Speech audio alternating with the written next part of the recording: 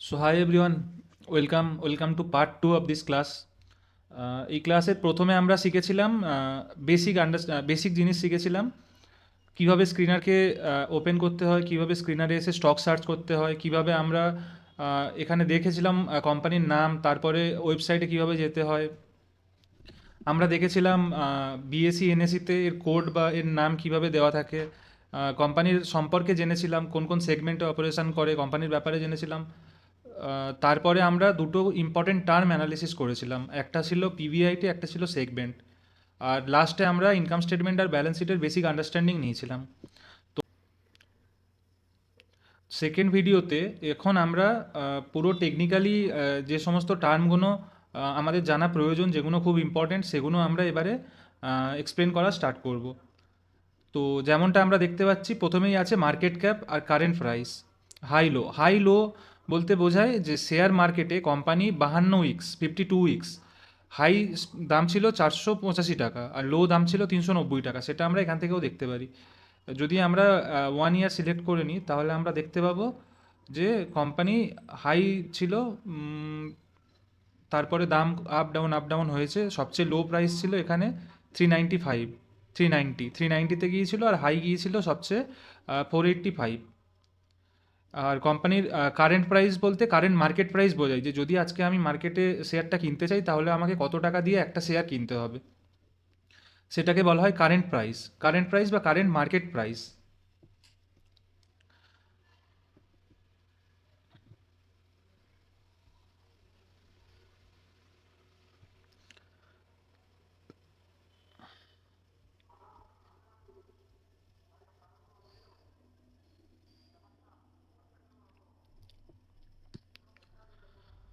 তো current price বা current market price. এরপরে আমরা দেখছি মার্কেট ক্যাপ বা মার্কেট ক্যাপিটালাইজেশন। মার্কেট ক্যাপিটালাইজেশন বলতে বোঝায় আজ যদি আমরা পুরো কোম্পানিটাকে কিনে ফেলতে চাই, কোম্পানির যত শেয়ার আছে সব শেয়ারকে যদি আমরা কিনে ফেলতে চাই, তাহলে আমাদেরকে কত টাকা পে করতে হবে। তো আইটিসি আজকের দিনে ভ্যালু 5,06,409 কোটি টাকা। তো কোনো কোনো মানুষ যদি এসে আইটিসিকে কিনতে চায়, তাহলে তাকে 5,06,409 কোটি টাকা দিয়ে আইটিসিকে কিনতে হবে। তো মার্কেট ক্যাপিটালাইজেশন ক্যালকুলেট কিভাবে হয়, মার্কেট ক্যাপিটালাইজেশন ক্যালকুলেট আমরা দেখে নিই ট্যাবে। তো ধরে নিই কোনো কোম্পানি নাম আইটিসি লিমিটেডে ধরে নিলাম আমাদের 10,000 শেয়ার আছে, টোটাল 10,000 শেয়ার আছে। যদিও সংখ্যাটা অনেক বেশি, আমরা জাস্ট অ্যাজিউম করছি 10,000 শেয়ার আছে। আর আইটিসি লিমিটেডের কারেন্ট মার্কেট প্রাইস বা কারেন্ট প্রাইস 404 টাকা। তো যদি আমরা 10,000 শেয়ার ইন্টু 404 করি, যে ভ্যালুটা আসবে ওটাই হচ্ছে কোম্পানির মার্কেট ক্যাপ। তো আইটিসির কারেন্ট মার্কেট প্রাইসের সাথে আইটিসির যত শেয়ার আছে সেটাকে মাল্টিপ্লাই করে টোটাল আজকের দিনে মার্কেট ক্যাপ 5,06,409 কোটি টাকা। তো মার্কেট ক্যাপ বলতে বোঝায় কোম্পানিকে যদি আজকে আমি পুরোপুরি কিনে নিতে চাই, তাহলে আমাকে কত টাকা পে করতে হবে। ও মার্কেট ক্যাপ, কারেন্ট প্রাইস, হাইলো আমরা জানলাম। তারপরে আমরা জানবো স্টক পিই, স্টকের প্রাইস আর্নিং রেশিও। তো দেখা যাক স্টক পিই। আচ্ছা, স্টক পিই জানার আগে একটা একটা কনসেপ্ট, এই ক্যাপ, মিড ক্যাপ আর স্মল ক্যাপ। তো large cap, mid cap, small cap. তো শেয়ার মার্কেটে মার্কেট ক্যাপিটালাইজেশন হিসেবে টপ 100 কোম্পানি যারা আছে, টপ 100 কোম্পানিকে বলা হয় লার্জ ক্যাপ কোম্পানি। আর টপ 101 টু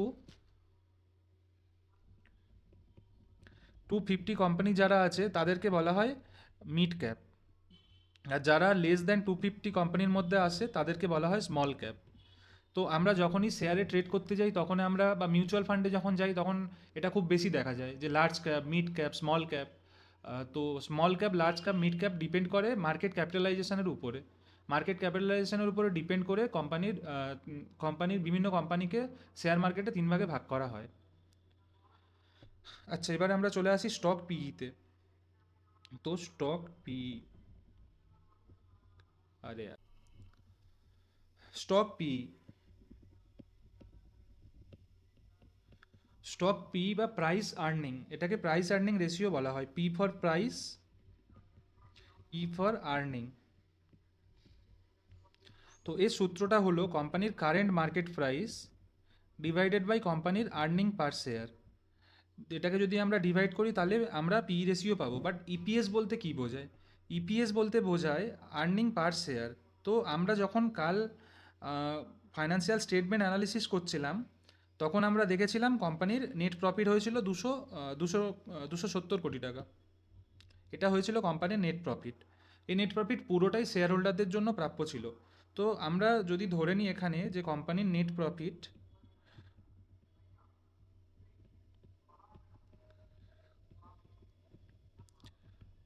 270 কোটি টাকা, আর কোম্পানির টোটাল শেয়ার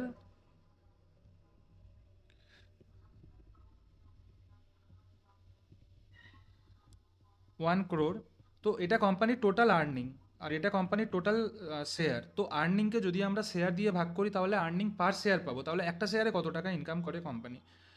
তো ইপিএস বলতে বোঝায় কোম্পানির টোটাল আর্নিংকে যদি আমরা টোটাল শেয়ার দিয়ে ভাগ করি তাহলে আসে আর্নিং পার শেয়ার। তো এখানে 270/1, বা এটা 10 করে দিই তাহলে সুবিধা হবে। তো 10, তাহলে ₹27, ইপিএস 27। আর ইপিএসকে যদি আমরা মার্কেট প্রাইস দিয়ে ভাগ করি তাহলে যেমনটা আমরা দেখলাম আইটিসির মার্কেট প্রাইস 404 টাকা, আর ওটাকে যদি আমরা ইপিএস দিয়ে ভাগ করি যেটা আসবে সেটাকে বলা হয় পি, প্রাইস আর্নিং রেশিও। মানে কোম্পানির পার শেয়ার কত টাকা কামাচ্ছে তার বদলে আমরা কত টাকা কোম্পানিকে দিতে রাজি আছি। তো যেমন আমরা যদি আইটিসির ক্ষেত্রে দেখে নিই, আইটিসি লিমিটেডে আমরা দেখতে পাচ্ছি কারেন্ট মার্কেট প্রাইস 404 আর কোম্পানির আর্নিং পার শেয়ার। ইপিএস দেখার জন্য আমাদেরকে কোয়ার্টারলি রেজাল্টসে আসতে হবে। এখানে কোম্পানি ইপিএস দিয়ে দেয়। তো এখানে ইপিএস দেখাচ্ছে 15.76, মার্চে 15.76 ছিল। তো কোম্পানি 15.76 টাকা এক একটা শেয়ারে আর্ন করে, আর তার জন্য আমরা পে করতে রাজি আছি 404 টাকা। এটা কেন? এর কারণ হচ্ছে কোম্পানির যদি 10টা, আমরা সাপ্লাই ডিম্যান্ড থিওরি সম্পর্কে সবাই জানি যে কোনো জিনিসের যদি সাপ্লাই থাকে 10টা আর যদি 100 জন মানুষ সেই শেয়ারটাকে কিনতে আসে তাহলে তার দাম যদি 10 টাকা করে হয়, যেহেতু ডিম্যান্ড অনেক বেড়ে গিয়েছে তার দাম অটোমেটিক বেড়ে যায়।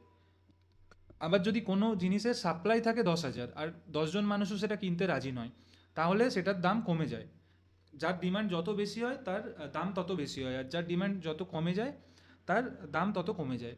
তো সেম ওয়েতে একটা একটা শেয়ার 15 টাকা আর্ন করছে পার কোয়ার্টারে, আর আমরা সেই শেয়ারটা কেনার জন্য 404 টাকা দিতে রাজি আছি। কারণ এর থেকে বোঝা যাচ্ছে যে আমরা আমরা জানি যে আইটিসি ইন ফিউচারে খুবই ভালো আর্ন করবে, আর যার ফলে এর শেয়ারের দাম আরও বাড়বে। তখন আমরা সেই গেনটা হবে সেখান থেকে আমরা লাভ করে নেব। তো price by earning P ratio থেকে আমরা দেখলাম যে কোম্পানির একটা শেয়ার যত টাকা আর্ন করে তার বদলে আমরা কত টাকা দিতে রাজি থাকি। আর যখন পি রেশিও হাই হয় তাহলে আমরা বুঝবো যে শেয়ারটা slightly expensive more than it's earning. তো কেন এক্সপেন্সিভ হয়? কারণ মানুষের ফিউচার আউটলুক এই কোম্পানির প্রতি অনেক বেশি থাকে, অনেক বেশি সংখ্যক মানুষ এই শেয়ারটা কিনতে রাজি থাকে। তারা মনে করে যে হ্যাঁ এই দামটা জাস্টিফাই করে এই কোম্পানির যা পারফরমেন্স আর ফিউচারে যা গ্রোথ আছে, সেই জন্য সবাই ওটাকে কিনতে চায়, আর সাপ্লাই ডিমান্ডের বেসিসে শেয়ার মার্কেটের দাম বেড়ে যায়। সে কারণে পি রেশিওটা জানা খুব দরকার। তো পি রেশিও শুধু জানলে হবে না, পি রেশিওকে আরও দুটো জিনিসের সাথে কম্পেয়ার করতে হয়।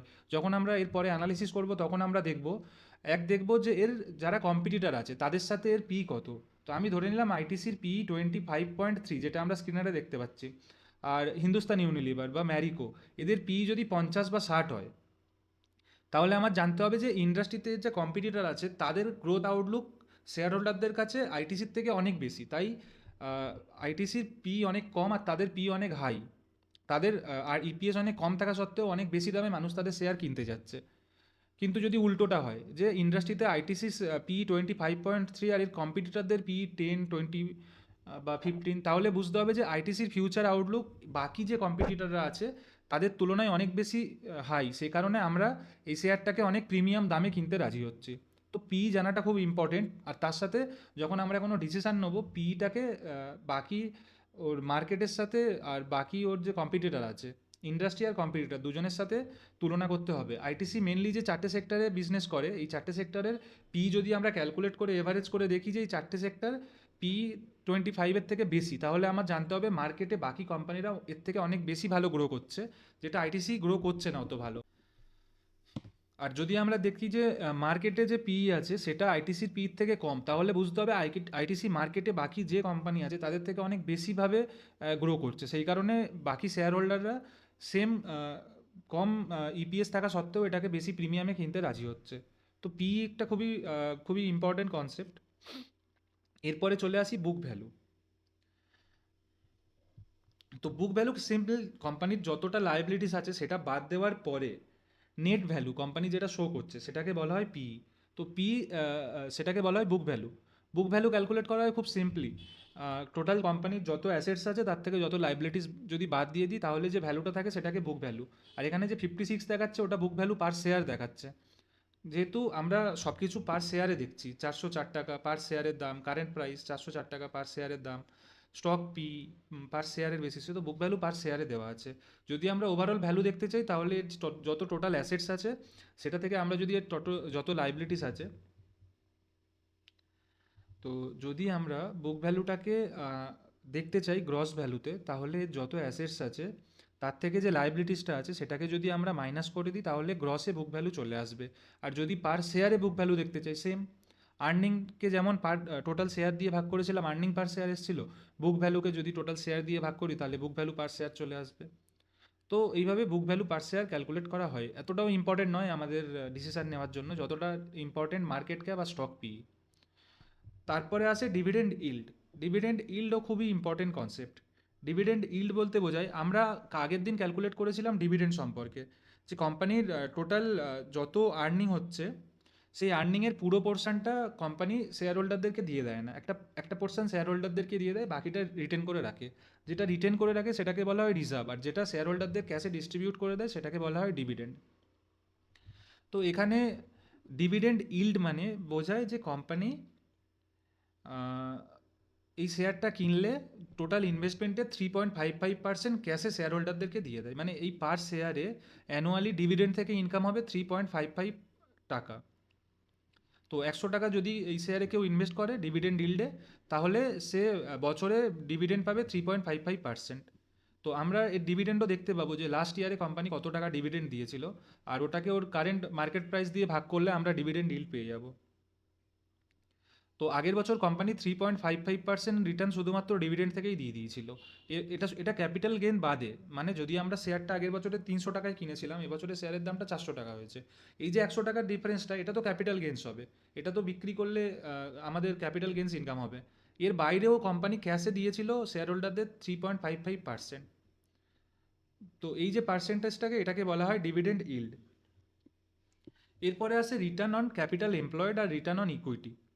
তো এই দুটো কনসেপ্টও খুব ইম্পর্টেন্ট, যেটা আমরা দেখে নেব আমাদের ট্যাব থেকে। তো আরও ই আর আরও সি দুটো খুবই ইম্পর্টেন্ট কনসেপ্ট, তো আমরা দেখি। তো আরও সিই রিটার্ন অন ক্যাপিটাল এমপ্লয়েড।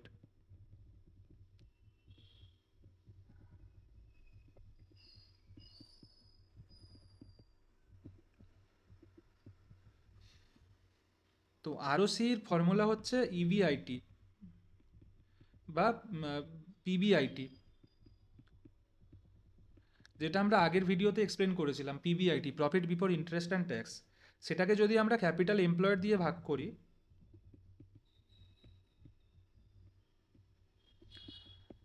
তাহলে আমরা পাবো R O C return on capital employed. এখন ক্যাপিটাল এমপ্লয়েড বলতে কী বোঝায়? ক্যাপিটাল এমপ্লয়েড বলতে বোঝায়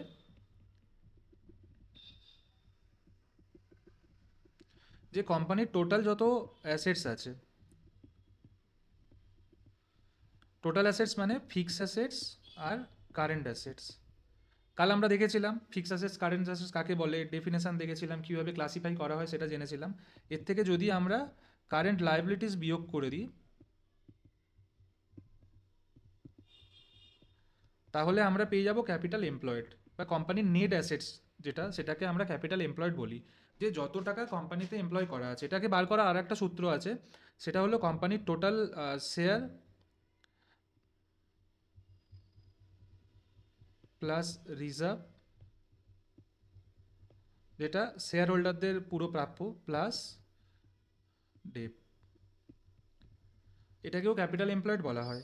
তো এটাকে যদি সিম্পলি এক্সপ্লেন করতে হয় যে শেয়ার হোল্ডারদের টাকা প্লাস যাদের কাছ থেকে ডেপ্ট নিয়েছিলাম, ব্যাংক বা অন্য বা যে সমস্ত সংস্থা আছে তাদের টাকা দিয়ে কোম্পানি কত টাকা আর্নিং জেনারেট করছে। তো এর থেকে বোঝা যায় যে শেয়ার হোল্ডারদের প্লাস ডেপ্ট হোল্ডারদের টাকা ইউজ করে কোম্পানি বছরে 36.8% আর্নিং জেনারেট করছে। Profit before interest and tax, interest আর ট্যাক্স দেওয়ার আগে কোম্পানির টোটাল আর্নিং হচ্ছে 36.8%, যেটা শুধুমাত্র শেয়ার হোল্ডার আর ডেপ্ট হোল্ডারদের টাকা ইউজ করে কোম্পানি জেনারেট করছে। আরওসি যত বেশি হবে তত ভালো। আমরা যখন কোম্পানির অ্যানালিসিস করব তখন আমরা দেখব যে আরওসি কার হাই, যত আরওসি হাই হবে তত আমরা সেই শেয়ারটাকে বেশি করে নিতে চাইবো, কারণ আরওসি মানে আমার টাকাটা বা শেয়ার হোল্ডার বা ডেপ্ট হোল্ডারদের টাকা ইউজ করে কোম্পানি কত বেশি রেভিনিউ জেনারেট করছে, কত বেশি প্রফিট জেনারেট করছে। তো যখন কোম্পানি আমাদের টাকা ইউজ করে অনেক বেশি প্রফিট জেনারেট করবে, সেটা আলটিমেটলি কোম্পানির জন্য ভালো, আর কোম্পানির জন্য যা ভালো সেটা শেয়ার হোল্ডারদের জন্য ভালো।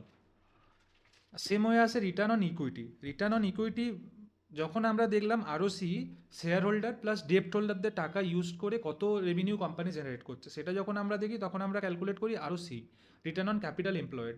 কিন্তু যখন দেখি শুধু শেয়ার হোল্ডারদের টাকা ইউজ করে কোম্পানি কতটা রেভিনিউ জেনারেট করছে, তো সেক্ষেত্রে আমাদেরকে দেখতে হবে যে শেয়ার হোল্ডারদের টাকা ইউজ করে কোম্পানি কত রেভিনিউ জেনারেট করছে। তো আরওই, রিটার্ন অন ইকুইটি।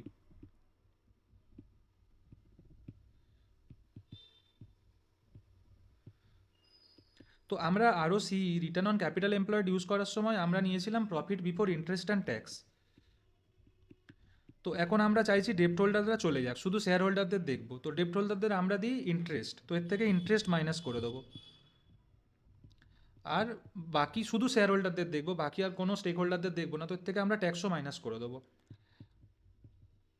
যে টাকাটা থাকবে সেটা দিয়ে আমরা যদি শুধু শেয়ার প্লাস রিজার্ভ যে টাকাটা আসবে, শেয়ার হোল্ডার্স ফান্ড, এটাকে বলা হয় শেয়ার হোল্ডার্স ফান্ড, শেয়ার আর রিজার্ভকে।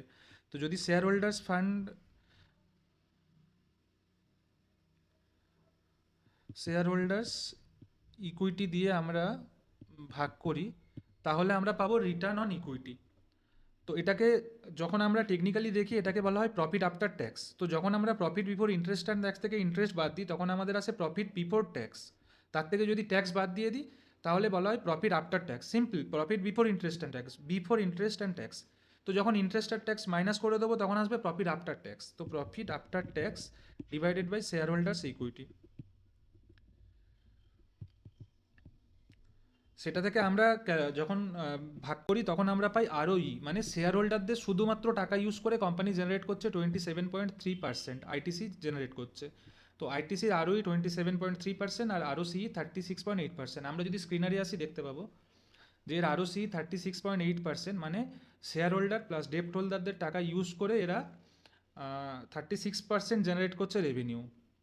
আর যদি শুধুমাত্র শেয়ার হোল্ডারদের টাকা ইউজ করে ওরা 27.3% রেভিনিউ জেনারেট করছে। তো যখন আমরা পরে শেয়ার অ্যানালিসিস করব, শুধুমাত্র আইটিসি নয়, আইটিসির সাথে বিভিন্ন কম্পিটিটর কোম্পানিগুলোকেও দেখব, তখন আমরা এটা মাথায় রাখবো যে আরও সিই আর আরওই যত বেশি হাই তত ভালো। এরপরে আসে ফেস ভ্যালু। ফেস ভ্যালু আর কিছু না, শেয়ার সার্টিফিকেটে শেয়ারের দাম। শেয়ার যখন ইস্যু করা হয় তখন শেয়ার একটা দামে ইস্যু করা হয়, পরবর্তীকালে মার্কেটে এসে সাপ্লাই ডিমান্ডের উপরে ডিপেন্ড করে প্রত্যেক দিন শেয়ারের দাম বাড়তে থাকে কমতে থাকে।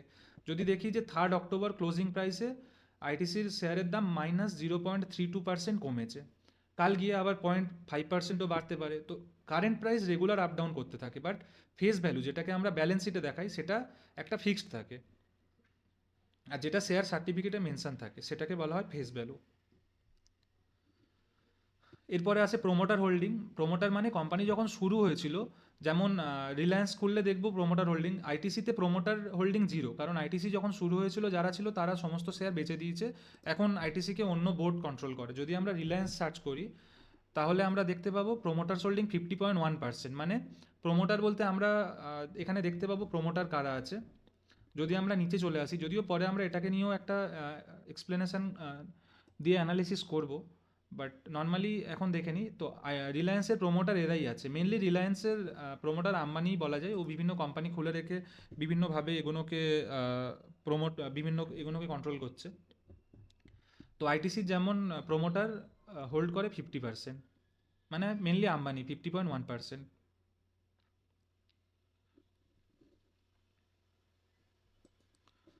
আর আইটিসিতে কোনো প্রোমোটার্স হোল্ডিং নেই। আইটিসির শেয়ার হোল্ডার কারা আছে সেটাও আমরা দেখব। তো আপাতত এটুকুই দেখাচ্ছিল। এরপরে আমরা চলে আসি চার্টে। এখানে এসে আমরা দেখতে পাবো যে কোম্পানির শেয়ার প্রাইসের আপ ডাউন, যে লাস্ট এক বছর আগে শেয়ারের দাম ছিল 476, 480, আজকে দাম দাঁড়িয়েছে 405।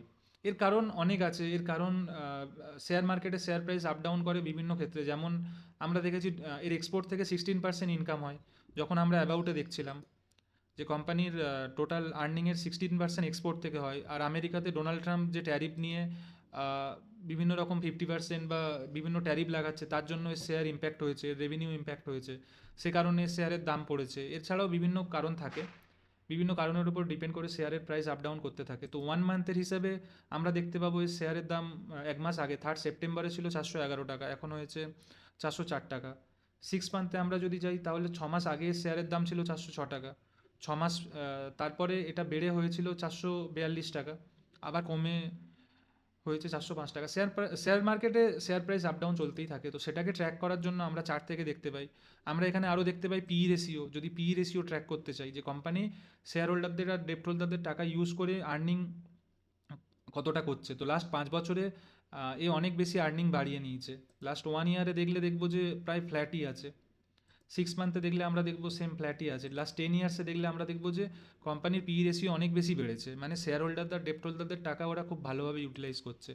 এছাড়াও এখানে সেলস মার্জিন দেখতে পাবো যে কোম্পানির সেলস কতটা হারে গ্রো করেছে লাস্ট 10 বছরে। এছাড়াও ইভি বাই ইবিটা, এগুলো আমরা ধীরে ধীরে শিখবো। তো আপাতত এখান থেকে আমরা শেয়ার প্রাইস ট্র্যাক করতে পারি। এখানে অ্যালার্টে মারলে আমাকে বিভিন্ন সময় ওরা অ্যালার্ট দিতে থাকবে, যেটা আমি চাই না।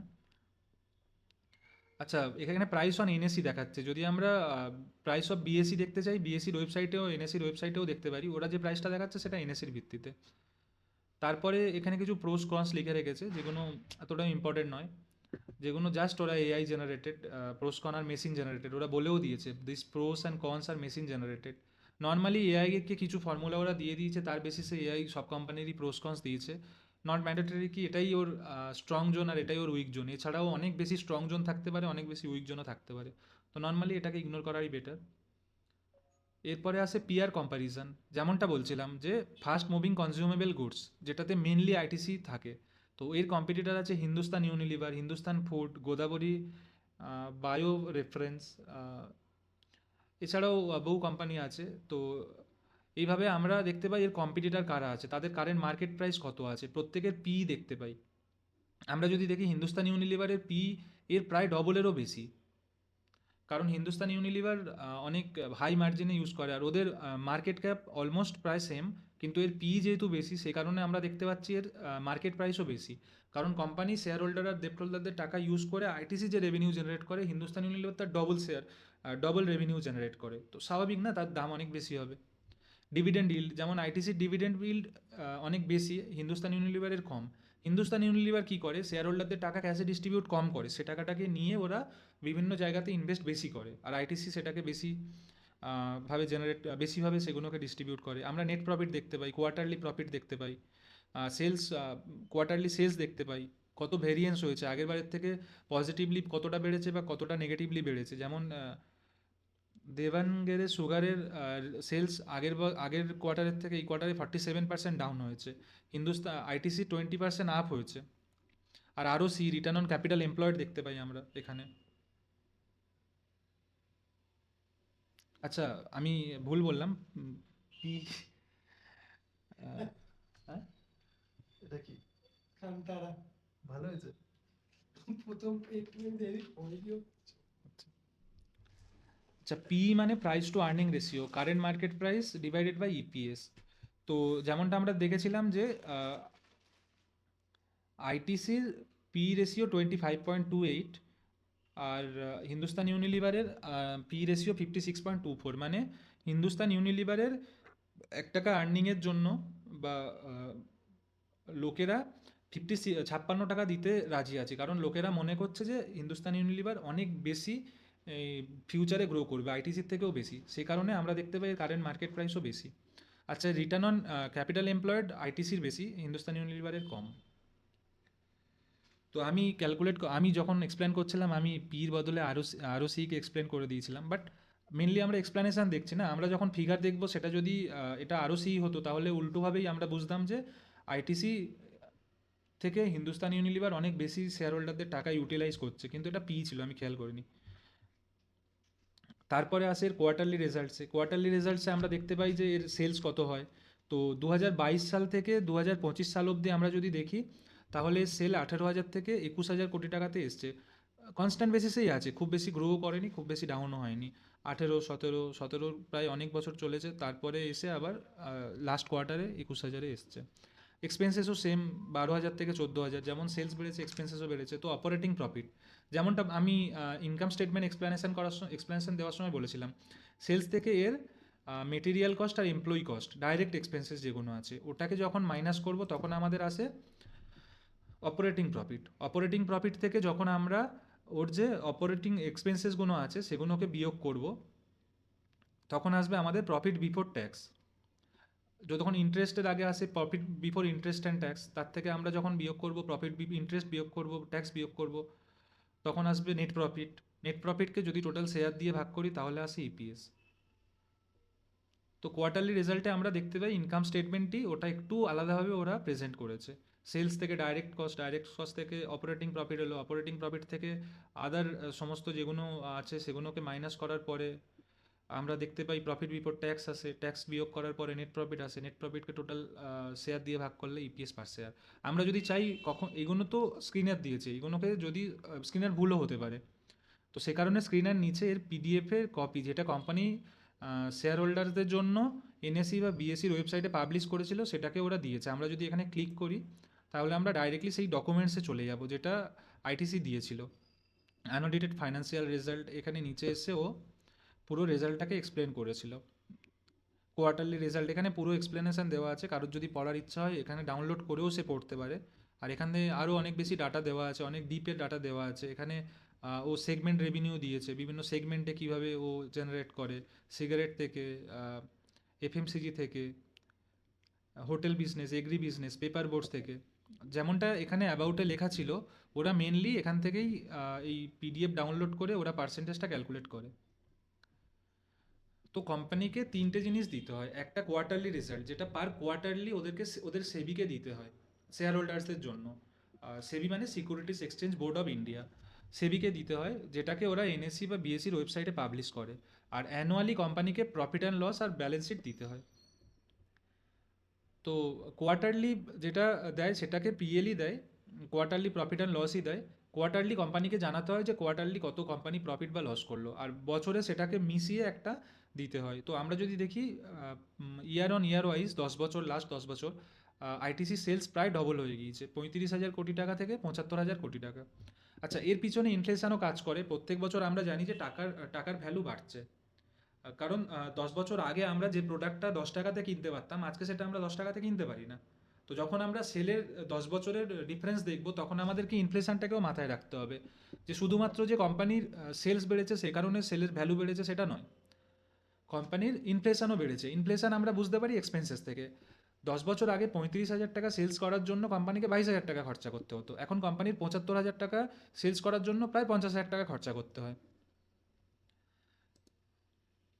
আর এক্সপেন্সেসে আমরা দেখতে পাই সমস্ত ডাইরেক্ট এক্সপেন্সেস। সেম হয়তো অপারেটিং প্রফিট আসে, এর থেকে অপারেটিং এক্সপেন্সেস বিয়োগ করলে প্রফিট বিফোর ট্যাক্স আসে, ট্যাক্স বিয়োগ করলে নেট প্রফিট।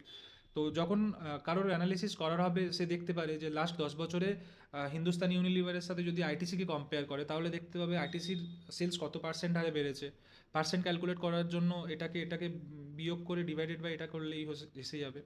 পার্সেন্টেজ ক্যালকুলেট না, আমার মনে হয় না কাউকে শেখাতে হবে। তো তারা ওইভাবেও ক্যালকুলেট করে নিতে পারে। তো এরপরে আসে নেট প্রফিট বিফোর ট্যাক্স, তারপরে ট্যাক্স বিয়োগ করার পরে নেট প্রফিট, টোটাল শেয়ার দিয়ে ভাগ করলে ইপিএস। আমরা দেখতে পাই ডিভিডেন্ড পে আউট রেশিও, যে কত পার্সেন্ট হারে কোম্পানি ডিভিডেন্ড দেয়। তার নিচে দেখতে পাই কম্পাউন্ড সেল গ্রোথ, কোম্পানির লাস্ট 10 বছরে সেলস 7% হারে বেড়েছে, 3 বছরে কত হারে, কোম্পানির প্রফিট কতভাবে বেড়েছে, কোম্পানির CAGR compound annual growth rate, annually compound হারে কোম্পানির কত গ্রোথ হয়েছে, রিটার্ন অন ইকুইটি আমরা দেখতে পাই ইকুইটিতে কত পার্সেন্ট কোম্পানি রিটার্ন দিয়েছে। তো যদি আইটিসি শেয়ারে লাস্ট 10 বছর ধরে কেউ ইনভেস্ট করে থাকে সে 25% হারে রিটার্ন পেয়ে গিয়েছে।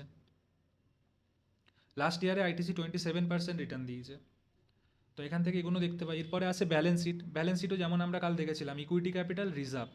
ইকুইটি ক্যাপিটাল রিজার্ভ বরোয়িংস মানে আমরা যদি যেটা মালিকের টাকা সেটা ইকুইটি ক্যাপিটাল, আর যদি আমরা বাইরে কারোর থেকে বড় করি সেটাকে বলা হয় বরোয়িংস। এবার বরোয়িংস যদি 12 মাসের বেশি হয় সেটাকে বলা হয় লং টার্ম বরোয়িং, যদি 12 মাসের কম হয় তাহলে সেটাকে বলা হয় শর্ট টার্ম বরোয়িংস।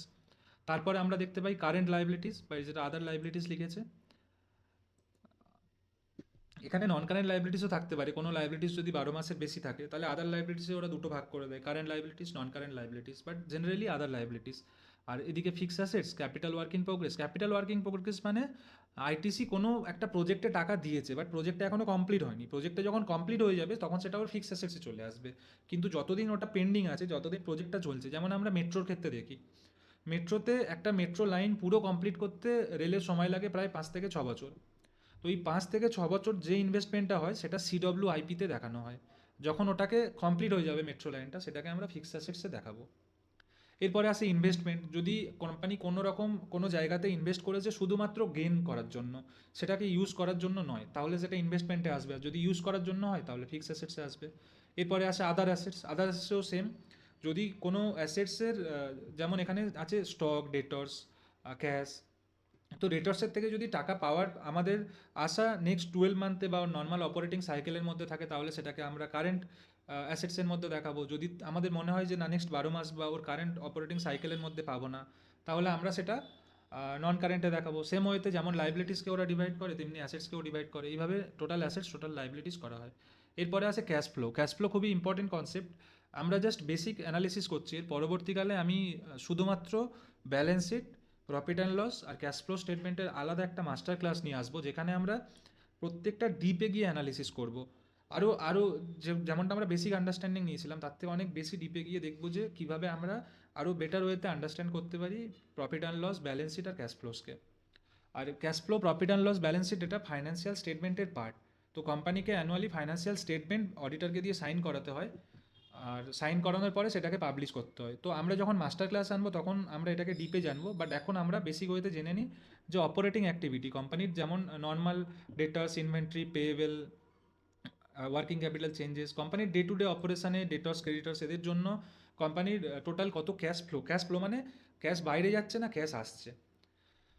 তো কোম্পানির এখানে আমরা দেখতে পাচ্ছি অপারেটিং অ্যাক্টিভিটি থেকে 17,627 কোটি টাকা কোম্পানির ইনকাম হয়েছে। আর cash flow from investing activity, company বিভিন্ন জায়গায় ইনভেস্ট করতে থাকে, সেই ইনভেস্টমেন্ট অ্যাক্টিভ থেকে থেকে যদি দেখি আমরা নেগেটিভে, মানে আমরা বুঝবো যে কোম্পানি অনেক টাকা ইনভেস্ট করে দিয়েছে তাই আমাদের টাকা নেগেটিভে। যদি আমরা দেখি পজিটিভে আছে তার মানে বুঝতে হবে ইনভেস্টমেন্ট সোল্ড করে কোম্পানি কিছু টাকা নিয়ে চলে এসছে। যেমনটা আমরা দেখতে পাচ্ছি মার্চ 2020 অবধি কোম্পানি প্রত্যেক বছর ইনভেস্ট করে গিয়েছে, কিন্তু মার্চ 2021 দেখছি ইনভেস্টমেন্ট সোল্ড করেছে। এর কারণটা ছিল তখন কোভিড সিচুয়েশান ছিল, আর কোভিড সিচুয়েশানে প্রত্যেকটা কোম্পানির টাকার প্রয়োজন ছিল। তো আইটিসি সেই সময় ওর ইনভেস্টমেন্ট সেল করে কিছু টাকা নিয়ে এসেছিল। তারপরে যখন আবার কোভিড সিচুয়েশান চলে গেল আবার ওরা আমরা দেখতে পাচ্ছি ইনভেস্টমেন্ট কন্টিনিউয়াসলি করতে গিয়েছে। মাঝে একটা বছর আবার ইনভেস্টমেন্ট কিছু সেল করেছিল। এরপরে আসে ফাইন্যান্সিং অ্যাক্টিভিটি। তো ইনভেস্টমেন্ট অ্যাক্টিভিটিসের ডিটেলে আমরা দেখবো যে ফিক্স অ্যাসেটস পাচ্ছে, সোল্ড, ইনভেস্টমেন্ট কোনো জায়গায় করেছিল, ইন্টারেস্ট কোনো জায়গাতে ব্যাংকে টাকা রেখেছিল, ইন্টারেস্ট পেয়েছিল। তো cash flow from investing activity যেমনটা আমরা দেখলাম যে ওর ইনভেস্টিং অ্যাক্টিভিটি যেমন কোথাও ব্যাংকে ইনভেস্ট করে রেখেছিল, এফডিতে রেখেছিল, তার থেকে কিছু ইন্টারেস্ট পেয়েছে, কিছু ইনভেস্টমেন্ট সোল্ড করেছে তার থেকে কিছু পেয়েছে, কিছু ইনভেস্টমেন্ট পারচেস করেছে তার থেকে কিছু টাকা চলে গিয়েছে। তো গ্রস লেভেলে এখানে দেখায়, ডিটেলে আমরা দেখতে চাইলে প্লাস আর মাইনাসের আইকনে ক্লিক করলে দেখতে পাবো। এরপরে আসে cash flow from financing activity. Company ডিভিডেন্ডে কত টাকা দেয়, কোম্পানি শেয়ার ইস্যু করে কত টাকা পায়, শেয়ার সেল করে কত টাকা পায়, বরোয়িং রিপেমেন্ট করার সময় বরোয়িং থেকে কত টাকা পায়, সেগুলো সব ফাইন্যান্সিংয়ে আসে। তো মেনলি আমি দেখতে পাবো যদি এখানে দেখি শেয়ার শেয়ার ইস্যু করে কোম্পানি প্রায় কোয়ার্টারলি বেসিসে এত টাকা ইনকাম করেছে শেয়ার সেল, শেয়ার পারচেসের মাধ্যমে। বরোয়িংস নিয়েছে মানে ধার করেছে কোম্পানি এই কোয়ার্টারে প্রায় 90 কোটি টাকা, আর রিপেমেন্ট করেছে 54 কোটি টাকা। ইন্টারেস্ট পেড করেছে, যে বরোয়িং নিয়েছিল তার জন্য যে ইন্টারেস্ট নিয়েছিল ইন্টারেস্ট পে করেছে 50 কোটি টাকা। ডিভিডেন্ড দিয়েছে প্রায় 17,782 কোটি টাকা। এছাড়াও আদার ফাইন্যান্সিং আইটেমস থাকে কিছু, আর ফাইন্যান্সিয়াল লাইবিলিটিস কিছু থাকে, যেগুলো ওরা ডিটেলসে ওদের কোয়ার্টারলি রেজাল্টসে শো করে। তো এখানে ক্যাশ ফ্লো থেকে আমরা দেখতে পাই যে কোম্পানির অপারেশানে কোম্পানি আয় করছে না ব্যয় করছে, কোম্পানি সেই টাকাটা নিয়ে ইনভেস্ট করছে কিনা, আর কোম্পানি সেই টাকাটা ডিভিডেন্ডে পে করছে কিনা, বা কোনো জায়গা থেকে বরোয়িংস নিচ্ছে কিনা, বরোয়িংস রিপে করছে কিনা, এই সমস্ত জানার জন্য ক্যাশ ফ্লোটা খুবই ইম্পর্টেন্ট। যেমনটা বললাম, ক্যাশ ফ্লো সম্পর্কে একটা ডিটেল ভিডিও, শুধু ক্যাশ ফ্লো নয়, ক্যাশ ফ্লো, ব্যালেন্স শিট আর পিএল নিয়ে বানাবো। তবে আপাতত বেসিক আন্ডারস্ট্যান্ডিংয়ের জন্য এটুকুই যথেষ্ট। এরপরে আসে রেশিওস। রেশিও খুবই ইম্পর্টেন্ট। প্রথমে আসে ডেটর্স ডেজ। ডেটর্স ডেজ মানে কোম্পানি যাদেরকে সেল করে তাদের কাছ থেকে কতদিনে টাকা কোম্পানি ফেরত নেয়। তো আমরা দেখতে পাচ্ছি কোম্পানি যাদেরকে সেল করে তাদের কাছ থেকে প্রায় 25 দিন, 2014 সালে 25 দিনে নিত, এখন সেটাকে 23 দিনে, মার্চে তো 15 দিনেও নিয়ে নিত।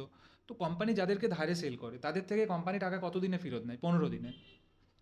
আর আমরা যদি ডেস পেয়েবেল দেখি, ইনভেন্টরি ডেসে আসছি এক পরে, ডেস পেয়েবেল দেখি, কোম্পানির কাছে যারা টাকা পায়, আইটিসি যাদের কাছ থেকে ধারে জিনিস নিয়ে এসেছিল, তাদেরকে কোম্পানি কতদিনে পে করে? 58 দিনে।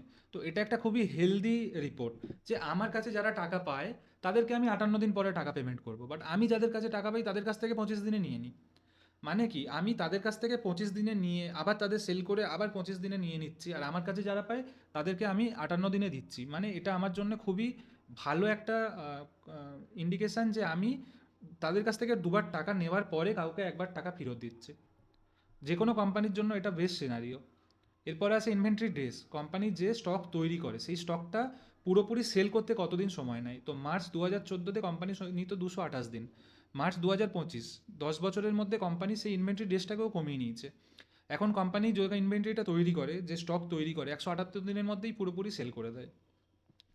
আর cash conversion cycle. Cash conversion cycle কিছু না, inventory days plus debtors days minus days payable. তো আমার ইনভেন্টরি সেল হতে যতদিন সময় লাগে আর টাকা আমার কাছে আসতে যতদিন সময় লাগে, মাইনাস বাই যদি আমরা টাকা দিতে যতদিন সময় লাগে সেটাকে আমরা বিয়োগ করে দিই, তাহলে আসে cash conversion cycle.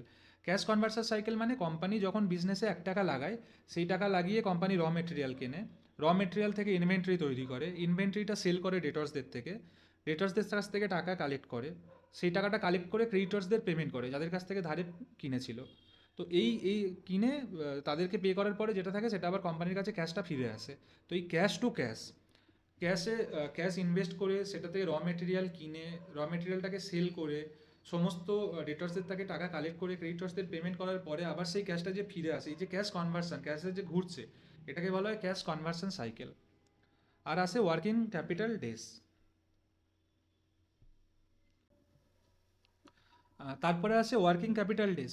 Same way cash conversion সাইকেলের মতোই কোম্পানির ওয়ার্কিং ক্যাপিটাল বলতে বোঝায় কোম্পানির কত টাকা এখন বর্তমানে কোম্পানিতে এমপ্লয় আছে, মানে current assets minus current liabilities. Fixed কোনোকে বার করে দেওয়া, ফিক্সড কোনো বার করে দেওয়ার পরে কারেন্ট, যেটা 12 মাসের কম, কারেন্ট অ্যাসেটস কারেন্ট লাইবিলিটিস, সেটাকে বলা হয়, যদি বিয়োগ করি কারেন্ট অ্যাসেটস থেকে কারেন্ট লাইবিলিটিস, তাহলে আসে ওয়ার্কিং ক্যাপিটাল। তো এই যে ওয়ার্কিং ক্যাপিটালটাকে কোম্পানি কত তাড়াতাড়ি ক্যাশে কনভার্ট করতে পারে। এরপরে আসে return on capital employed. Return on capital employed আমরা অলরেডি এক্সপ্লেন করেছি। এরপরে আসে শেয়ার হোল্ডিং প্যাটার্ন। এই কোম্পানিতে কারা কারা শেয়ার হোল্ডার্স আছে, কারা কারা শেয়ার নিয়ে রেখেছে। প্রথমে আসে এফআইআইএস, মানে ফরেন ইনস্টিটিউশনাল ইনভেস্টার্স, মানে যারা ভারতের বাইরে থেকে এসে এই কোম্পানিতে ইনভেস্ট করে তাদেরকে বলা হয়, ভারতের বাইরের লোক যদি ভারতে ইনভেস্ট করে তাহলে বলা হয় তাদের ফরেন ইনস্টিটিউশনাল ইনভেস্টার। আর ডিআই মানে ভারতের যে সমস্ত ইনস্টিটিউটগুলো আছে, বিদেশের যারা ইনস্টিটিউট আছে, বিদেশের যারা বড় বড় কোম্পানি আছে, তারা যদি এসে ইন্ডিয়ান কোম্পানিতে ইনভেস্ট করে, বা বিদেশের যারা বড় বড় শেয়ারের যারা ডিল করে তারা যদি এসে ভারতে ইনভেস্ট করে কোনো কোম্পানিতে, তাদের বলা হয় ফরেন ইনস্টিটিউশনাল ইনভেস্টার। তেমনি ভারতে যে সমস্ত বড় বড় ইনস্টিটিউশনগুলো আছে বা যে সমস্ত মিউচুয়াল ফান্ড কোম্পানিগুলো আছে, তারা যদি ভারতের শেয়ারে ইনভেস্ট করে তাদেরকে বলা হয় ডোমেস্টিক ইনস্টিটিউশনাল ইনভেস্টার। তারপরে আসে গভর্নমেন্ট। ইন্ডিয়ান গভর্নমেন্টও বিভিন্ন কোম্পানির শেয়ারে ইনভেস্ট করতে থাকে, যেমন আইটিসিতে 0.4% শেয়ার গভর্নমেন্টের, খুবই নেগলিজেবল। তারপরে আসে পাবলিক।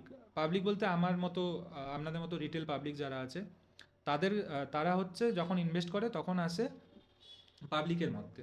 তো কোম্পানির টোটাল শেয়ার হোল্ডার্স আছে অ্যাজ অন ডেট 36,48,989। এর মধ্যে প্রায় 37% foreign institutional investors, 46% domestic institutional investor, government 0.4%, আর পাবলিক 15.07%। আমরা যদি দেখতে চাই ফরেন ইনস্টিটিউশনাল ইনভেস্টার কারা, ডোমেস্টিক ইনস্টিটিউশনাল ইনভেস্টার কারা, আমরা এই প্লাসে ক্লিক করলে আমরা দেখতে পাবো যে এই সমস্ত যারা আছে, গভর্নমেন্ট অফ সিঙ্গাপুর এখানে আছে, ছিল, এখন আবার সেল করে চলে গিয়েছে। তো বিদেশের গভর্নমেন্ট বা বিদেশের কোনো কোম্পানি যারা আছে তারা যদি ইনভেস্ট করতে চায় তাহলে আসে ফরেন ইনস্টিটিউশনে। যখন ডোমেস্টিকে আসবো তখন আমরা দেখবো ইন্ডিয়ান মিউচুয়াল ফান্ড বা ইন্ডিয়ান কোম্পানি। এখানে ডিআইআইতে আমরা দেখবো এলআইসি আছে, life insurance corporation of India. ওরাও আইটিসিতে প্রায় 15.57% শেয়ার কিনে রেখেছে। মানে সিগারেট খেলেও ওদের ইনকাম, আর সিগারেট খেয়ে যদি জীবনের থ্রেট আছে তাহলেও ওদের ইনকাম। এলআইসি বোথ সাইডে প্রফিট করছে। তো এফআইআই ডিআইএস আমরা দেখে নিলাম, তারপরে আসে গভর্নমেন্ট, তারপরে আসে পাবলিক। তো এইভাবেই আমরা দেখতে পাই যে এই কোম্পানির শেয়ার হোল্ডার কারা আছে। যখন আমরা কোম্পানির বিভিন্ন কোম্পানির অ্যানালিসিস করতে যাব তখন আমরা দেখব অ্যাকচুয়াল প্রোমোটার্স হোল্ডিংটা খুবই ইম্পর্টেন্ট। প্রোমোটার্স হোল্ডিং থেকে বোঝাই যে কোম্পানির যারা মালিক তারা কতটা শেয়ার রেখেছে। তো আইটিসিতে যেহেতু প্রোমোটার্স হোল্ডিং নেই সে কারণে ওটা নিয়ে আমি এক্সপ্লেন করলাম না। আমরা যখন পরবর্তীকালে অন্য কোম্পানি দেখব তখন আমরা দেখব প্রোমোটার্স হোল্ডিংও আছে। তো ওর থেকে বোঝা যায় যে যারা কোম্পানির মালিক তারা কত পার্সেন্ট হোল্ড করে রেখেছে। তো ওভারঅল কোনো স্টক অ্যানালিসিস করার জন্য এই সমস্ত ডিটেলগুলোকে আমাদেরকে একসাথে কনসিডার করতে হয়, মাল্টিপল 5টা কোম্পানির, আর তার বেসিসে আমাদের ডিসিশান নিতে হয় কোনটা বেটার কোম্পানি, কোনটা একটু খারাপ বা একটু ভালো কোম্পানি। তো আমরা যদি পুরোটাকে একটা সাম আপ করে 5 মিনিটের মধ্যে ভিডিও এক্সপ্লেন করতে চাই, যেটা আমি কালকের ভিডিওতে আর আজকের ভিডিওতে পুরোটা বলেছি, তাহলে শুরু করা যাক। 3, 2, 1। তো পুরো ভিডিওটাকে আমি পুরো এক্সপ্লেনেশনটাকে এবারে আমরা সামারাইজড ওয়েতে দেখব। তো যখন আমরা কোনো স্ক্রিনার অ্যাপে আসি তখন আমরা দেখতে পাই উপরে সার্চ বটন থাকে, যেখানে এসে আমরা কোনো কোম্পানিকে সার্চ করতে পারি। তো আমরা সার্চ করেছিলাম আইটিসি লিমিটেডকে। আইটিসি লিমিটেড সার্চ করার পরে আমরা দেখেছিলাম আইটিসি পোর্টাল। আইটিসি লিমিটেডের নিচে স্ক্রিনারে যে কোনো কোম্পানি, যদি এখানে আইটিসির বদলে হিন্দুস্তান ইউনিলিভার থাকতো তাহলে হিন্দুস্তান ইউনিলিভারেও আমরা দেখতে পেতাম ওর নিচে ওর ওয়েবসাইট দেওয়া আছে, বিভিন্ন কোম্পানির ওয়েবসাইট দেওয়া থাকে। তারপরে বিএসসি আর এনএসসি, বিএসসি মানে বোম্বে স্টক এক্সচেঞ্জ, বোম্বে, আর এনএসসি মানে ন্যাশনাল স্টক এক্সচেঞ্জ। বিএসসি প্রত্যেকটা কোম্পানিকে কোড অ্যাসাইন করে, আর এনএসসি প্রত্যেকটা কোম্পানিকে একটা নাম অ্যাসাইন করে। তো বিএসসি এনএসসি তে কোম্পানির কোড কী আছে আর কোম্পানির নাম কী আছে সেটা আমরা দেখতে পাই। আর এখানে লিঙ্কও দেওয়া আছে, আমরা যদি ক্লিক করি লিঙ্কে তাহলে আমরা সরাসরি এইচইউএল এর ওয়েবসাইটে পৌঁছে যাব। এখান থেকে আমরা দেখতে পারবো যে এর সম্পর্কে।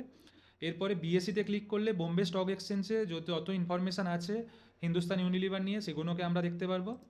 এনএসিতে ক্লিক করলে এনএসিতে হিন্দুস্তান ইউনিলিভারের যত ইনফরমেশান আছে আমরা পুরোটাই দেখতে পাবো। এরপরে আসে ওর কারেন্ট মার্কেট প্রাইস। আজকের দিনে যদি আমরা একটা শেয়ার কিনতে চাই তাহলে আমাদের কত টাকা পে করতে হবে। এর পাশে আসে 0.34%, মানে আজকের দিনে কোম্পানির শেয়ারের দাম 0.34% বেড়েছে। যদি এটা কমে তাহলে এটা লাল হয়ে থাকবে, যেমনটা আমরা আইটিসিতে দেখেছিলাম -0.32%। মানে আজকের দিনে আইটিসির শেয়ার প্রাইসের দাম 0.32% কমেছে। সেম ওয়েতে হিন্দুস্তান ইউনিলিভারে 0.34% বেড়েছে। এরপরে আমরা দেখতে পাই মার্কেট ক্যাপ। আচ্ছা, এরপরে আমরা আসবো অ্যাবাউটে। অ্যাবাউটে এসে আমরা দেখতে পাই এই কোম্পানির সম্পর্কে। যেমনটা আমরা আইটিসিতে দেখেছিলাম 1910 সালে কোম্পানি এস্টাবলিশড হয়েছিল, ওর 4টে বিজনেস সেগমেন্ট ছিল। ওর বিভিন্ন সেগমেন্ট ওয়াইজ ওর রেভিনিউ দেওয়া ছিল। ও সিগারেটস থেকে 42% রেভিনিউ জেনারেট করেছে ফাইন্যান্সিয়াল ইয়ার 25-এ। 80% ইন্ডিয়া সিগারেটের মার্কেট আইটিসি একা হোল্ড করে। আর এটা মোস্ট প্রফিটেবল বিজনেস সিগারেট। ওর প্রায় 78% total profit before interest and tax. তো ওর টোটাল প্রফিটের 78% সিগারেট থেকেই আসে। তারপরে আছে এফএমসিজি আদার্স, যেখানে আশীর্বাদ, সানফিস্ট, বিঙ্গো, ইফি, ফ্ল্যামা, ক্লাসমেট, মঙ্গলদ্বীপ আরও অনেক ভালো ভালো ব্র্যান্ড ও হোল্ড করে। ওর টোটাল ইনকামের 26% আসে এফএমসিজি আদার্স থেকে। ওর টোটাল 25 মাদার ব্র্যান্ডস আছে, আর ওর রিচ আছে অ্যাক্রস 25 ক্রোস হাউস হোল্ডের কাছে। তো 25 কোটির বেশি মানুষের কাছে আইটিসি পৌঁছে গিয়েছে। সেম ওয়েতে হিন্দুস্তান ইউনিলিভারে আমরা গেলেও দেখতে পারবো যে ওর 50-এর বেশি ব্র্যান্ড আছে।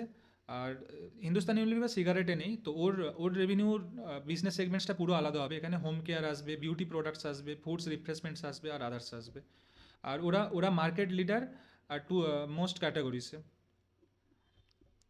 তো বিভিন্ন কোম্পানির ডিটেলে এখানে দেওয়া থাকে ওর বিভিন্ন সেগমেন্ট থেকে। সেগমেন্টস মানে মিনি বিজনেস বলা হয়, যে একটা কোম্পানি বিভিন্ন রকম বিজনেসে থাকে। প্রত্যেকটা বিজনেসের সেল আলাদা হয়, প্রত্যেকটা বিজনেসের প্রফিট আলাদা হয়। তো সেই জন্য কোম্পানি সেপারেটলি সেগমেন্ট ওয়াইজ ওগুলোকে ডিসক্লোজ করে। তো আইটিসির বিভিন্ন বিজনেস থেকে কত ইনকাম আমরা দেখেছিলাম। তারপরে আমরা দেখেছিলাম ও ইন্ডিয়াতেই ওর প্রায় সেলের 80% ইন্ডিয়া থেকেই আসে, আর এক্সপোর্ট করে ওরা 16%।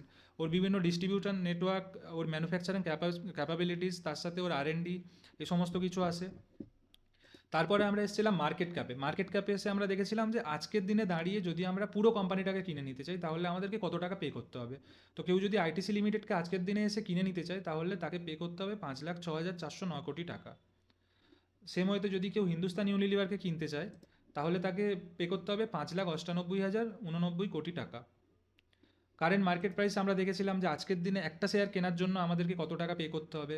হাই লোতে গিয়ে আমরা দেখেছিলাম যে এক বছর 52 উইক্সের মধ্যে কোম্পানির শেয়ার কত টাকা হাই গিয়েছিল, কত টাকা লো গিয়েছিল। শেয়ার মার্কেটে আমরা যেমন জানি প্রত্যেক দিন শেয়ারের দাম বাড়তে কমতে থাকে। তো 52 সপ্তাহের মধ্যে কোনো একদিন শেয়ারের দাম 485তেও চলে গিয়েছিল, আবার কোনো একদিন 390ও চলে এসেছিলো। এখন দাম 404 টাকা। তারপরে আমরা দেখেছিলাম stock P, price earning ratio, যেটাকে আমরা কোম্পানির কারেন্ট মার্কেট প্রাইসকে যদি ইপিএস, আর্নিং পার শেয়ার, যেটা আমরা ইনকাম স্টেটমেন্টে দেখেছিলাম, টোটাল নেট প্রফিটকে যদি টোটাল শেয়ার দিয়ে ভাগ করি যেটা আসে সেটাকে বলা হয় earning per share. Total earning divided by total share যদি আমরা করি তাহলে ইপিএস আসে।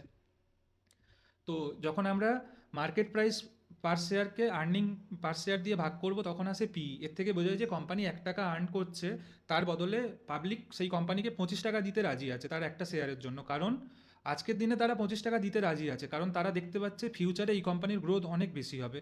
তো ফিউচার গ্রোথের উপরে ডিপেন্ড করে স্টক পি দেখতে পাই। স্টক পি আমরা আরও দুটো জিনিসের সাথে কম্পেয়ার করি। একটা আছে সিমিলার কোম্পানি যাদেরকে বলা হয় মার্কেট কম্পিটিটর, আর থার্ড হয় ইন্ডাস্ট্রি পি। তো যদি আমরা দেখি যে এর বিভিন্ন যারা কম্পিটিটর আছে তাদের পি এর থেকে অনেক বেশি হাই, তার মানে কি বোঝা যাচ্ছে যে এই কোম্পানির থেকে সেই কোম্পানির গ্রোথ আউটলুক, ফিউচার আউটলুক অনেক বেশি। সেই কারণে মানুষ সেই কোম্পানিকে এর থেকে বেশি টাকা দিতে রাজি আছে 1 টাকা আর্নিংয়ের জন্য। আর যদি আমরা উল্টোটা দেখি যে এর থেকে যারা কম্পিটিটর আছে সবার পি কম, তার থেকে তাহলে আমরা বুঝবো যে বাকি যে কম্পিটিটর আছে তার থেকে এর গ্রোথ অপরচুনিটি অনেক বেশি, সেই কারণে মানুষ এই শেয়ারটাতে অনেক বেশি টাকা পেমেন্ট করতে রাজি আছে আজকের দিনে দাঁড়িয়ে। এরপরে এসেছিল বুক ভ্যালু।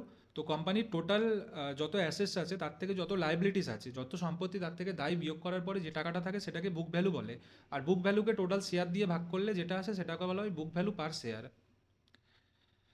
এরপরে আছে ডিভিডেন্ড ইল্ড। ডিভিডেন্ড ইল্ড মানে এক বছরে কোম্পানিতে যদি কেউ 100 টাকা ইনভেস্ট করে কোম্পানি 3.55% তাকে ডিভিডেন্ডেই তার ইনকাম দিয়ে দেয়। মানে আমি যদি আইটিসি শেয়ারে আজকে ইনভেস্ট করি 1 লাখ টাকা, তাহলে 3.5% শুধুমাত্র আমি ডিভিডেন্ড ইনকাম করবো, ক্যাপিটাল গেন্স বাদ দিয়ে। ক্যাপিটাল গেন্স মানে আজকে আমি যে শেয়ারটা 300 টাকাতে কিনলাম, এক বছর পরে যদি আমি সেল করি তাহলে সেই শেয়ারটাকে আমি সেল করব 400 টাকাতে, আজকে 404 টাকাতে।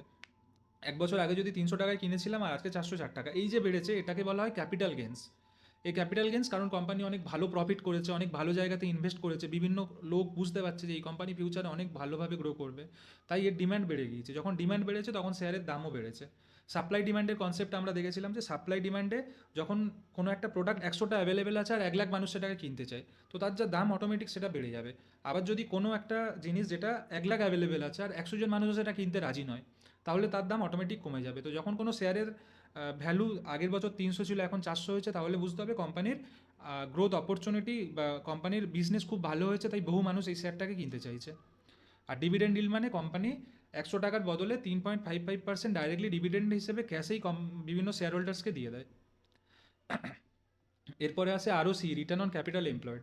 রিটার্ন অন ক্যাপিটাল এমপ্লয়েডের সূত্র ছিল earning before interest and tax.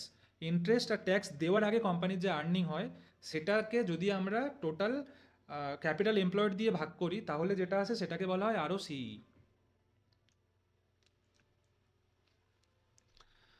সেটাকে যদি আমরা ক্যাপিটাল এমপ্লয়েড দিয়ে ভাগ করি তাহলে আসে আরওসি। আরওসি মানে শেয়ার হোল্ডারদের টাকা আর ডেপ্ট হোল্ডারদের টাকা যদি কোম্পানি নেয় তাদের থেকে, আর নিয়ে সেটাকে যখন বিজনেসে লাগায় তার থেকে কত পার্সেন্ট রেভিনিউ জেনারেট করছে। তো কোম্পানির শেয়ার হোল্ডার্স আর ডেপ্ট হোল্ডারদের টাকা ইউজ করে কোম্পানি 36.8% রেভিনিউ জেনারেট করে।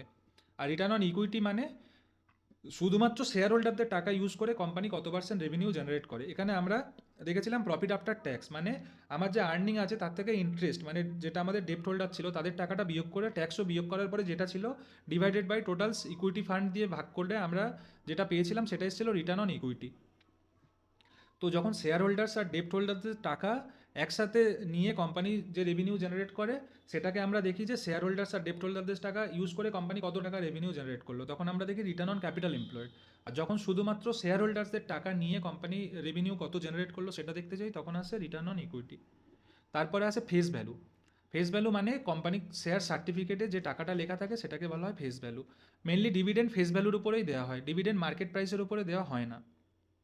তো ডিভিডেন্ড ফেস ভ্যালুর উপরে কোম্পানি পে করে। এরপরে আসে প্রোমোটার হোল্ডিং। বিভিন্ন কোম্পানির যারা প্রোমোটার আছে, যারা বিজনেসটাকে স্টার্ট করেছিল বা বিজনেসের মালিক, তারা কত পার্সেন্ট হোল্ড করছে। মালিক তো সবাই, যারা পাবলিক তারাও শেয়ার হোল্ড কিনলে শেয়ার হোল্ডার হয়ে যায়, কিন্তু যেমন রিলায়েন্সে আমরা দেখি আম্বানি, তেমনি আদানির ক্ষেত্রে আমরা গৌতম আদানিকে দেখি। এরকম প্রোমোটাররা কত পার্সেন্ট হোল্ড করে, তো হিন্দুস্তান ইউনিলিভারে প্রোমোটার হোল্ড করে 61.9%। আইটিসিতে আমরা দেখতে পাই 0% প্রোমোটার হোল্ডিংস আছে।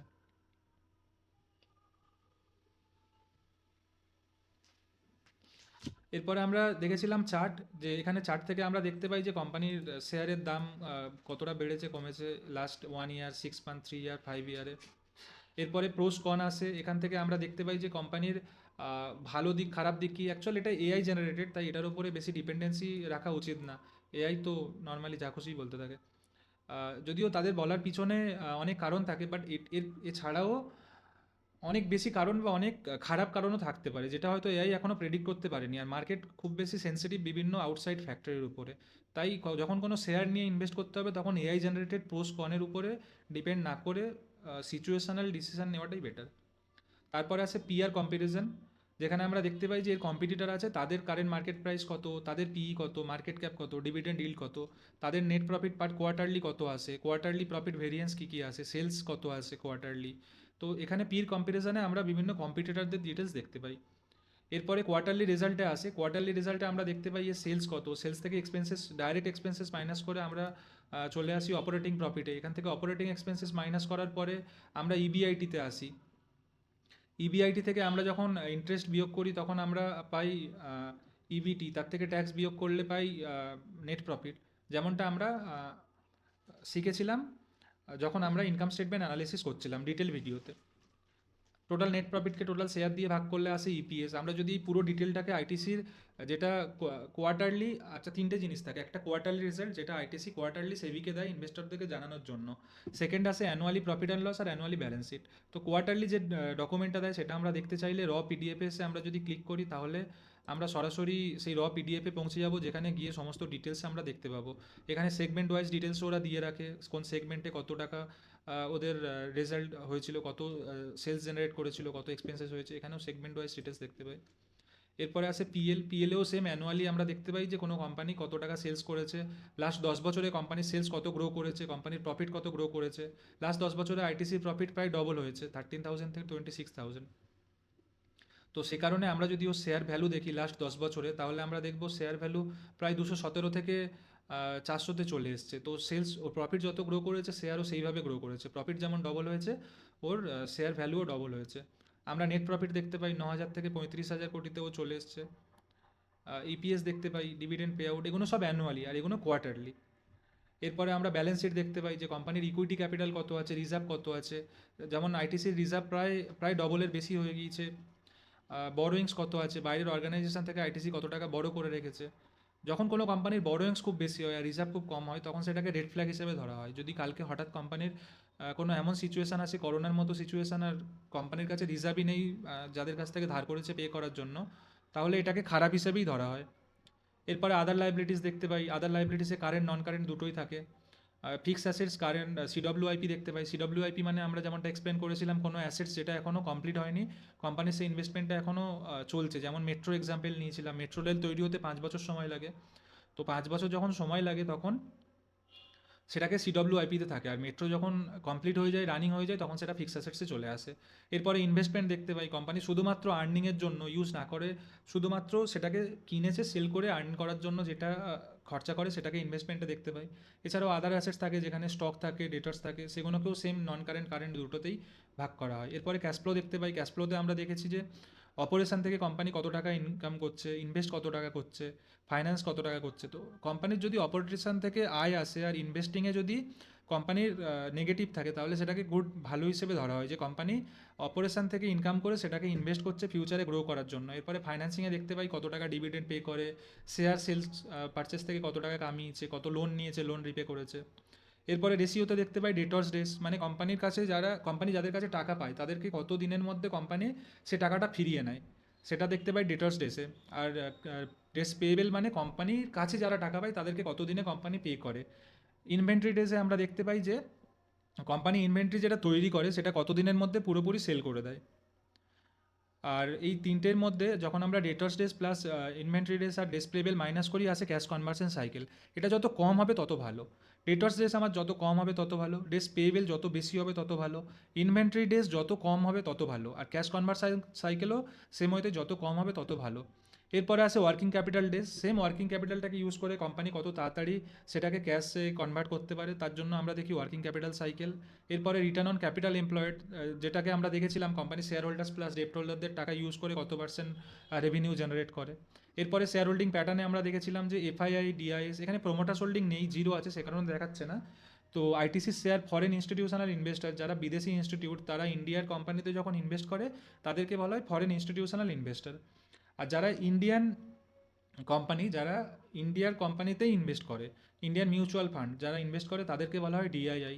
এরপর আসে গভর্নমেন্ট, ভারত সরকার বিভিন্ন শেয়ারে ইনভেস্ট করতে থাকে। তারপরে আসে পাবলিক। আর যেমনটা একটা ইন্টারেস্টিং ফ্যাক্ট দেখেছিলাম যে আইটিসিতে লাইফ ইন্স্যুরেন্স কর্পোরেশন ইন্ডিয়া 15.57% বা 15.880% হোল্ড করে। এটা খুবই ইন্টারেস্টিং, কারণ যদি কেউ আইটিসির মেন রেভিনিউ জেনারেট হয় সিগারেট থেকে, তো কেউ সিগারেট খেয়ে মরলেও যদি কেউ বেশি বেশি সিগারেট খায় তাহলেও এলআইসির ইনকাম হবে। আর যদি কেউ সিগারেট খেয়ে মরার ভয়ে লাইফ ইন্স্যুরেন্স করে তাহলে তো সেখানেও ওর ইনকাম হবে। আচ্ছা, এখানে আমরা শেয়ার হোল্ডিং প্যাটার্নস দেখেছিলাম। তারপরে যদি আমরা কোনো ডকুমেন্টস দেখতে চাই, অ্যানুয়াল রিপোর্ট, যেটা ওরা বললাম পিএল আর ব্যালেন্স শিট, যেটা অ্যানুয়ালি যেটাকে ওরা পাবলিশ করে, সেখানে ক্লিক করলে আমরা এর পুরো অ্যানুয়াল রিপোর্টে চলে আসবো। এটা অডিটেড থাকে normally, reports account financial year. এখানে আমরা পুরো আইটিসির অ্যানুয়াল স্টেটমেন্ট দেখতে পাবো। এছাড়াও যদি কোনো ডকুমেন্টস লাগে, আর এখানে আরেকটা জিনিস যেটা ছিল সেটা হচ্ছে কর্পোরেট অ্যাকশন। কর্পোরেট অ্যাকশানে দেখতে পাই যে কোম্পানি কত টাকা বোনাস, ইসব, ডিভিডেন্ড, মার্জার, এগুলো সম্পর্কেও আমরা পরবর্তীকালে এক্সপ্লেন করব। এগুলো কিছু নয়, নর্মালি বলে দিই। কোম্পানি বোনাস ইস্যু করে।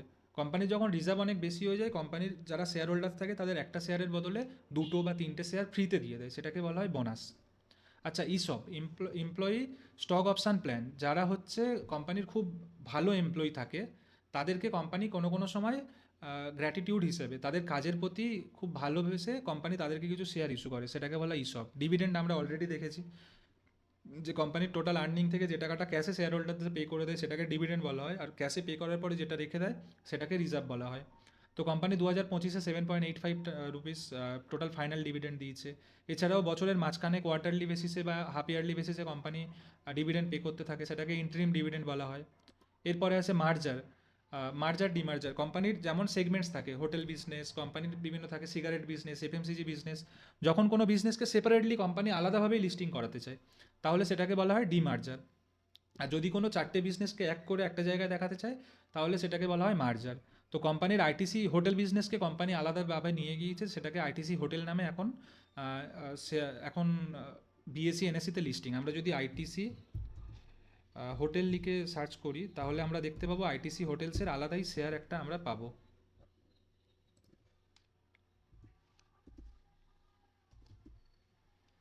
শেয়ার প্রাইস, তো আইটিসি হোটেলসের শেয়ার প্রাইস পাবো আমরা। ইভেন যদি স্ক্রিনারে এসেও আইটিসি হোটেলস লিখে সার্চ করি তাহলে ওর আলাদাভাবে ডিটেলস আমরা দেখতে পাবো। আইটিসি হোটেলসের পুরোপুরি আলাদাই সমস্ত কিছু আছে, যেখানে এরা লিখেছে যে এটা সাবসিডিয়ারি আইটিসি লিমিটেডের 2025 সালে এটা ডিমার্জড হয়েছে। 2025 সালের আগে অবধি এর সমস্ত ভ্যালু আইটিসি শেয়ারের মধ্যেই আসতো। এখন আইটিসি এটাকে আলাদা করে এটাকে 2025-এর পর থেকে দেখাচ্ছে যে এটা ডিমার্জড হয়ে আলাদাভাবে আমরা এটাকে লিস্টিং করিয়েছি। আর সেখানে আমরা এখানেও দেখতে পাচ্ছি 2025 সালে এখানে ডিমার্জ হয়েছিল আইটিসি হোটেল। এরপরে আসে বোনাস শেয়ার এক্সপ্লেন করলাম। স্প্লিট মানে কোম্পানির যে বইতে ফেস ভ্যালু দেওয়া থাকে সেটাকে কোনো কোনো সময় কোম্পানি বাড়ায় বা কমায়। তো স্প্লিট করার মানে কোম্পানির আগের ফেস ভ্যালু ছিল 10 টাকা আর এখন ফেস ভ্যালু 1 টাকা, মানে আগে যদি কোম্পানির 100টা শেয়ার ছিল, এখন যেহেতু ফেস ভ্যালু 10 টাকার 1 টাকা হয়ে গিয়েছে, এখন শেয়ারের ভ্যালু, শেয়ারের সংখ্যা 100 থেকে 1000 হয়ে গিয়েছে। তো ওল্ড ফেস ভ্যালুতে যদি 10 টাকা ইন্টু 100 ছিল তাহলে যে ভ্যালুটা আসছিল নতুন শেয়ারে 1 ইন্টু 1000 করলে সেম ভ্যালুই আসবে 1000। 10 ইন্টু 100 1000, 1 ইন্টু 1000ও 1000। তো কোম্পানি যখন শেয়ারের সংখ্যা বাড়াতে চায় তখন সেটাকে ওরা ফেস ভ্যালুটাকে স্প্লিট করে দেয়। তো এই ছিল ওভারঅল এক্সপ্লেনেশন। এর উপরে বেস করে সমস্ত কোম্পানির সেম ডাটা স্ক্রিনারে দেওয়া আছে। তো কাউকে যদি এবারে ডিসিশন নিতে হয়, সে জানে প্রত্যেকটা টার্ম সম্পর্কে, মার্কেট ক্যাপ কী, পি কী, বুক ভ্যালু কী, আরওই কী, আরওসি কী। তো তারা এবারে অ্যানালিসিস করে দেখতে পারে যে কিভাবে তারা ডিসিশন নেবে। তো অ্যানালিসিস সেপারেট ভিডিও আমি পরে নিয়ে আসবো। বাট আমার মনে হয় এই ভিডিওটা পুরোটা দেখার পরে কারোর সেই অ্যানালিসিস সম্পর্কে কোনো প্রবলেম থাকবে না। তো আজ ভিডিওটা এখানেই শেষ করছি। থ্যাংক ইউ সো মাচ সবাইকে শেষ অবধি থাকার জন্য। আর পরবর্তীকালে এমন আরও ইনফরমেটিভ ভিডিও আমরা নিয়ে আসবো। সো এখনের জন্য বাই বাই।